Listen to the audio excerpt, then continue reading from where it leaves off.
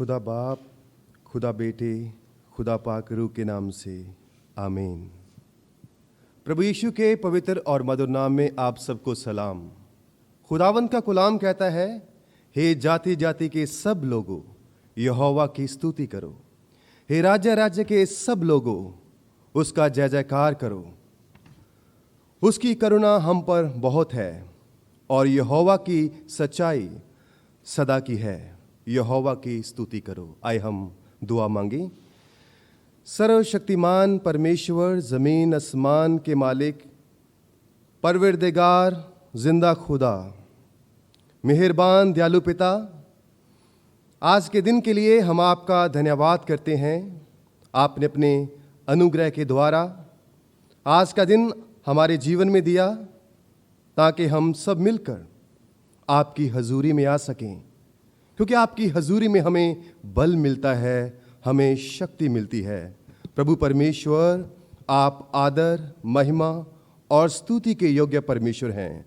हम शुक्रगुजार हैं प्रभु आपके प्रिय दास के लिए, इवेंजलिस्ट सी सैमुअल, जिनको प्रभु आपने तैयार किया है आज के गुलाम के लिए। महान परमेश्वर, अपने पाक रूह से उन्हें भरना और आज की प्रभु ये पूरी इबादत हम सब के लिए आशीष और बरकत का कारण होने पाए। सारा आदर और महिमा आपके नाम को देते हुए प्रार्थना प्रभु यीशु आपके पवित्र और सामर्थी नाम से मांगते हैं, आमीन। आए हम सब मिलकर प्रभु की आराधना करें, जो आदर और महिमा के योग्य परमेश्वर है। हम गीत गाएंगे, बोलो जय, मिलकर जय, बोलो जय यीशु की जय।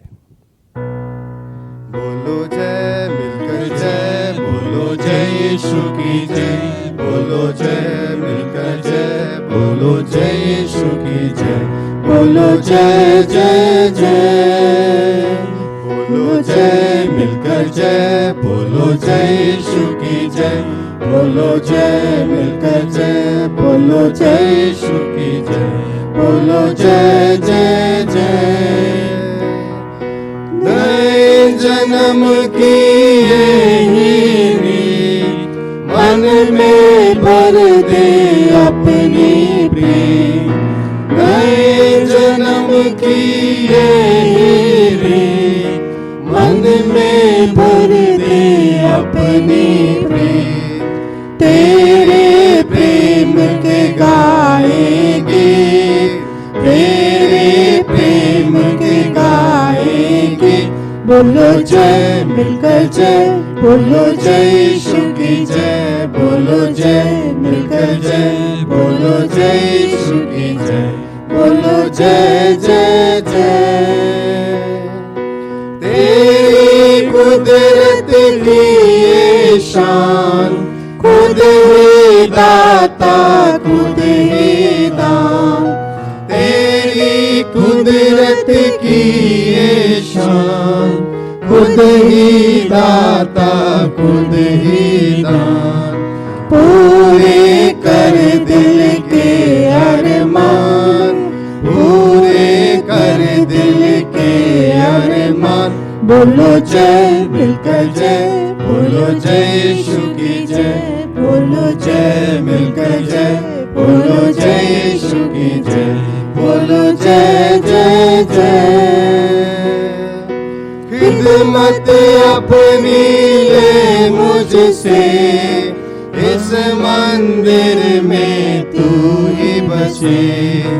खिदमत अपनी ले मुझसे, इस मंदिर में तू ही बसे। सीएमसी में तेरा नाम रहे, सीएमसी में तेरा नाम रहे। बोलो जय, मिलकर जय, बोलो जय यीशु की जय, बोलो जय, मिलकर जय, बोलो जय यीशु की जय, बोलो जय जय जय। आए हम परमेश्वर के पवित्र वचन से सुनेंगे। प्रभु के वचन से बाइबल में पाठ पढ़ा जाएगा और मैं निवेदन करना चाहूँगा इवेंजलिस्ट रेणुका प्रेम से वो सामने आए और इस पाठ में हमारी रहनुमाई करेंगे।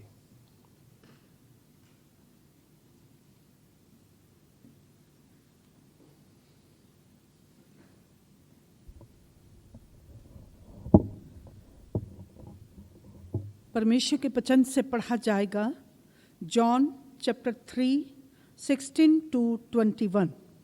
John chapter 3 16 to 21। यूहन्ना उसका 3 अध्याय उसकी 16 पद से लेकर के 21 पद तक पढ़ा जाएगा। क्योंकि परमेश्वर ने जगत से ऐसा प्रेम रखा कि उसने अपना इकलौता पुत्र दे दिया, ताकि जो कोई इस पर विश्वास करे वो नष्ट ना हो परंतु अनंत जीवन पाए। परमेश्वर ने अपने पुत्र को जगत में इसलिए नहीं भेजा कि जगत दंड की आज्ञा दे, परंतु इसलिए कि जगत उसके द्वारा उद्धार पाए। जो उस पर विश्वास करता है उस पर दंड की आज्ञा नहीं, परंतु जो उस पर विश्वास नहीं करता वो दोषी ठहर चुका, इसलिए कि उसने परमेश्वर के इकलौते पुत्र के नाम पर विश्वास नहीं किया। और दंड की आज्ञा का कारण ये है कि ज्योति जगत में आई और मनुष्यों ने अंधकार को ज्योति से अधिक प्रिय जाना, क्योंकि उनके काम बुरे थे। क्योंकि जो कोई बुराई करता है वो ज्योति से बैर रखता है और ज्योति के निकट नहीं आता, ऐसा ना हो कि उसके कामों पर दोष लगाया जाए।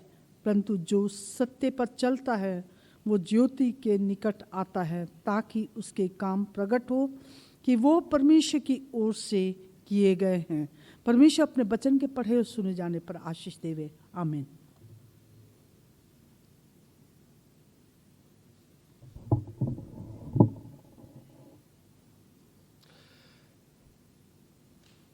आए हम अपने आप को परमेश्वर के पवित्र गुलाम के लिए तैयार करें, जो हमारी रूहानी खुराक है। इस समय मैं आमंत्रित करना चाहूँगा फेलोशिप डिपार्टमेंट से एवेंजलिस्ट सी सैमुअल जी से कि वो सामने आएं और परमेश्वर के पवित्र गुलाम में हमारी रहनुमाई करेंगे।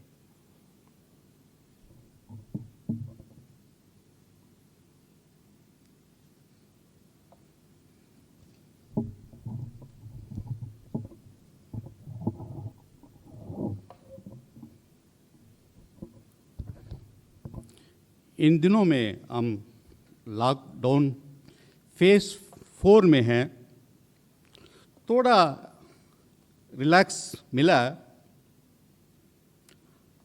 लगभग 2 महीने से हम अपने घरों में बंद हैं। सरकार की तरफ से कही जा रही है कि इस 2 महीने से आर्थिक स्थिति खराब हो चुका है, लोग अपनी नौकरियां खो रहे हैं और मजदूर लोग अपनी देश की ओर पैदल जाने लगे हैं। और शुरू में हमारा सरकार की तरफ से, दुनिया की तरफ से इस महामारी को लड़ने का दावा किया गया था, हम इस वायरस का खिलाफ लड़ेंगे। आज उनका स्वर बदल गया, वो कह रहे हैं कि हमें इस वायरस के साथ ही हमें जीना है। चाहे हमारा घर में अंदर बंद है, बाहर स्थिति ऐसा है, इसमें कई नुकसान भी है, इसमें कुछ अच्छाई भी है। वो क्या अच्छाई है, मैं एक रियल कहानी बताता हूँ। एक स्टाफ हमारा डिपार्टमेंट में आई, बड़ी खुशी के साथ, चेहरे में मुस्कुराहट था। हमने सोचा ये लॉकडाउन का समय पे ऐसे एक स्टाफ का चेहरे में मुस्कुराहट, उसका हाथ में एक लिफाफा था। खुशी से लिफाफा के अंदर से उन्होंने एक पार्सल निकाला, उसको खोला, सबको दिया। ये मेरी तरफ से, हमारा परिवार की तरफ से ये केक है। और खुशी इसलिए है कि उनके चेहरे में उन्होंने कहा, पहली बार मेरी बेटी किचन में अपने आप एक केक बनाया। उनकी माँ का दिल में इतना मुस्कुराहट। चाहे हम 4 दीवारों के अंदर रहते हैं, रहते हुए भी कुछ अच्छाइयाँ हो रही है, रिश्ते परिवार के अंदर मजबूत हो रहे हैं और बच्चे माँ बाप को मदद करते हैं, बुजुर्गों को ख्याल रखते हैं। चाहे हम कैसे भी बातें सुने, लेकिन कुछ अच्छाइयाँ भी है। जब ये रिश्ते मजबूत होते हैं, हम एक दूसरे को ख्याल रखते हैं। बड़े लोग छोटे लोगों का ख्याल रखते हैं, छोटे लोग बड़ों का ख्याल रखते हैं। जब रिश्ते मजबूत होते हैं, एक दूसरे का ख्याल रखते हैं। ये सब कुछ हमारा परिवार में, ये चार दीवार के बीच में हो रहा है। और इसका साथ एक और अच्छा कार्य हुआ। इन दिनों में लोग एक और रिश्तों को उन्होंने मजबूत किया। वो परमेश्वर और मनुष्य का बीच का जो रिश्ता है, उसको भी लोग महसूस किया, उसको ऊपर निर्भर करने लगे। जो देश साइंटिफिकली बड़ा देश अपने आप को कहते हैं, वो देश भी परमेश्वर का आगे झुकने लगे, कहने लगे कि हमारा हाथ में कुछ भी नहीं है, सब कुछ अब परमेश्वर का हाथ में है। एक प्रेम का रिश्ता है। इस प्रेम का रिश्ते में परमेश्वर ने किस प्रकार से मनुष्य के साथ प्रेम किया। वचन पढ़ा गया था, परमेश्वर जगत से प्रेम करते हैं, उसने अपनी पुत्र प्रभु यीशु मसीह को हमारे लिए दे दिया। परमेश्वर मनुष्य से प्रेम करते हैं। यदि हम उत्पत्ति में देखें, परमेश्वर ने मनुष्य को अपने स्वरूप में बनाया, ताकि परमेश्वर चाहता था कि मनुष्य के साथ अपना रिश्ता कायम रखें। लेकिन मनुष्य अपने रिश्ते से बढ़ के अपने मार्ग ले लिया। परमेश्वर ने उस मनुष्य को वैसे ही नहीं छोड़ दिया। बार बार आज तक परमेश्वर उस मनुष्य को अपने पास लेके आने के लिए बहुत प्रयास कर रहे हैं। उत्पत्ति में यदि बाइबल के इतिहास को देखें तो परमेश्वर अपने दासों के जरिए से मनुष्य को अपने पास लेके आने के लिए कोशिश किया। नूह की तरफ से, मूसा की तरफ से, उसके बाद भविष्यवक्ता के जरिए से संदेश देके परमेश्वर ने मनुष्य को वापस अपने संगति में लेके आने के लिए कोशिश किया। और कई बार हमें बड़ा अजीब लगता है कि परमेश्वर क्यों इस मनुष्य के लिए पीछे इतना ख्याल रखते हैं। तो इस बात को दाऊद बड़ी अच्छी तरह कह रहा है कि भजन लिखने वाला दाऊद अपने भजन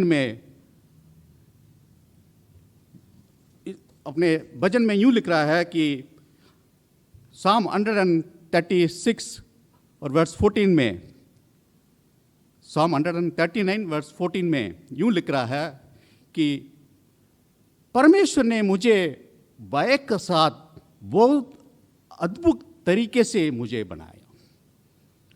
I was created by God with fearfully and wonderfully। ये मनुष्य को परमेश्वर ने बड़ा अद्भुत तरीके से बनाया। ये परमेश्वर चाहता था कि मेरा बनाई हुई चीज कभी नाश नहीं होना चाहिए। इसलिए परमेश्वर मनुष्य के लिए अपने पुत्र प्रभु यीशु मसीह को तक दे दिया, ताकि उसका द्वारा वो रिश्ता फिर से परमेश्वर के साथ कायम हो सके। इस वचन का दूसरा हिस्सा इस प्रकार से है कि जो कोई उस पर विश्वास करता है। हमारा परमेश्वर बहुत दयालु है। उसमें एक परमेश्वर कभी किसी को जबरदस्ती नहीं करते। वहाँ पर एक विकल्प है। यदि आप परमेश्वर पर भरोसा रखते हैं तो आपका जीवन नाश नहीं होगा। परमेश्वर ये चाहता है कि उसके ऊपर भरोसा रखें। जो लोग परमेश्वर पर भरोसा रखते हैं उनका जीवन परमेश्वर का हाथ में दृष्टि है। और उसके बाद एक और आश्वासन उन्होंने दिया, आपका जिंदगी बच जाएगा, जिंदगी के साथ साथ आपका एक और जिंदगी, एक अनंत काल की जिंदगी। आपने LIC में एक प्लान सुना होगा, जिंदगी के साथ भी, जिंदगी के बाद भी। कई बार वो कहते हैं कि जब तक आप है दुनिया में तब तक भी फायदा है, यदि आप मर भी जाएंगे तो भी फायदा है। इसी प्रकार परमेश्वर हमें हमारे लिए एक तोहफा देना चाहते हैं। ऐसे तोहफा जिंदगी के साथ जुड़ी हुई है। हम कई बार क्या करते हैं कि अपनी इसी जिंदगी में अपने आप को सीमित कर लेते हैं, अपना आशा, अपना उम्मीद को सीमित कर लेते हैं। हम उस अनंत जीवन की एक संगति के बारे में बहुत कम ध्यान देते हैं। हम ज़्यादा सीमित इसलिए हो जाते हैं कि हम अपनी दुनिया की चीज़ों के लिए हम अपने सीमित हो जाते हैं।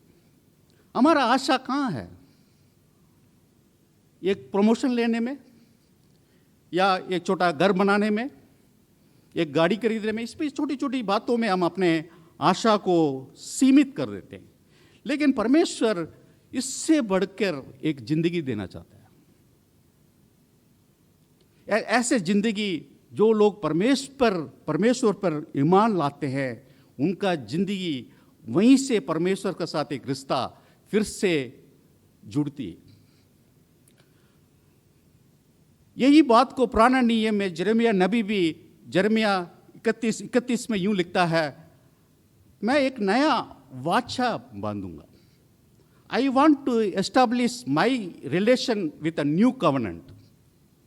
मैं अपने रिश्ते को फिर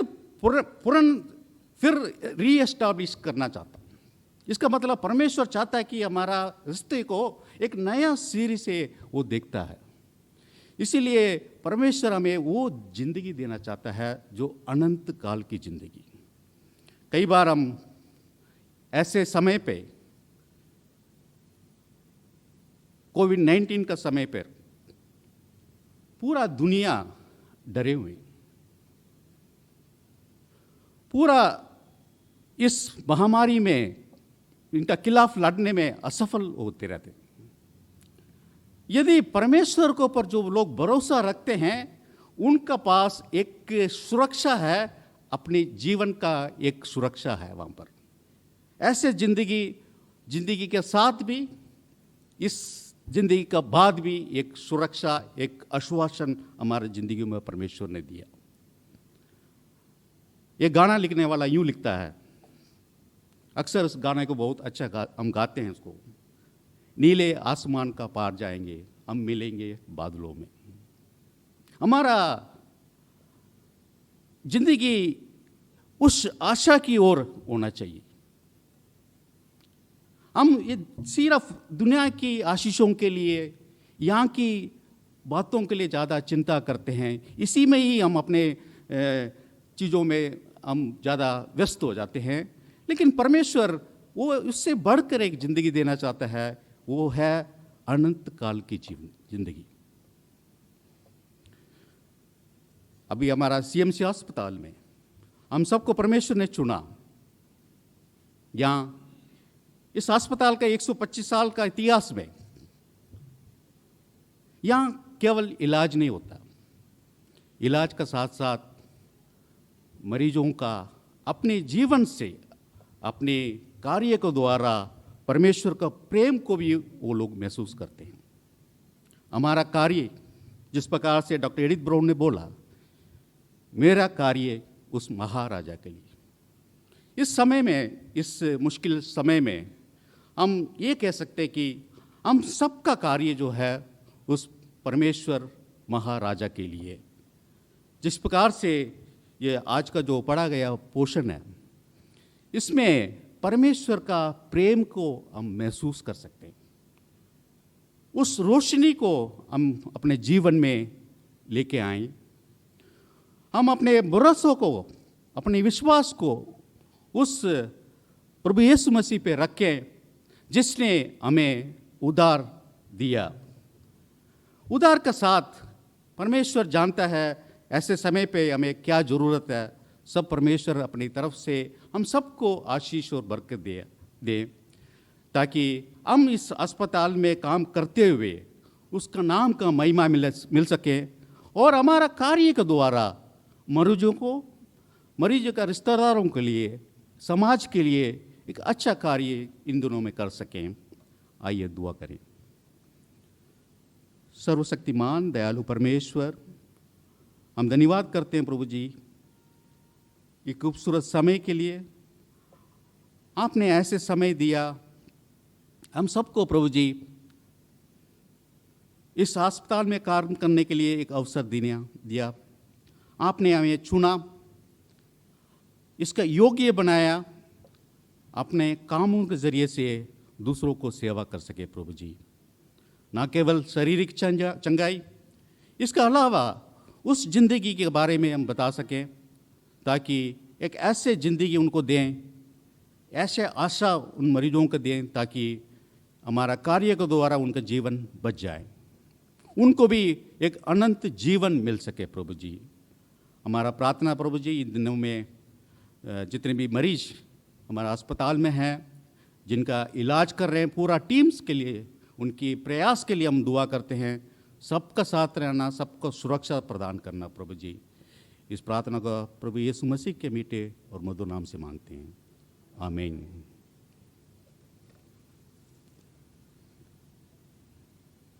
आइए हम सब प्रभु की सिखाई हुई दुआ में शामिल हों। आए हमारे बाप, तू जो आसमान पे है, तेरा नाम पाक माना जाए, तेरी बादशाहत आए, तेरी मर्जी जैसे आसमान पर पूरी होती है जमीन पर भी हो।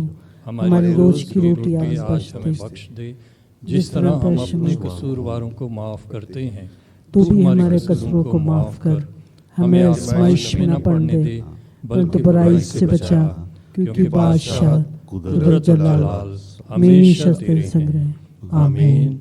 और अब हमारे खुदावन यीशु मसीह का फजल, खुदा बाप की मोहब्बत और पाक रूह की रिफाकत हम में से हर एक के साथ अब से लेकर हमेशा तक बनी रहे।